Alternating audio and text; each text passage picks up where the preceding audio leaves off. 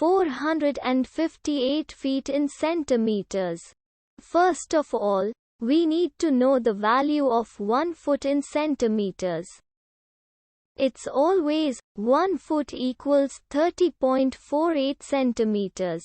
Now we have to multiply 30.48 by 458.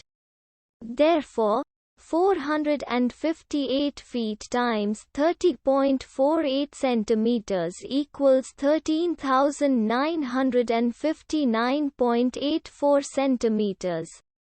So, in other words, 458 feet equals 13,959.84 centimeters. We hope you have enjoyed this video. Please like and subscribe to our channel for more videos like this.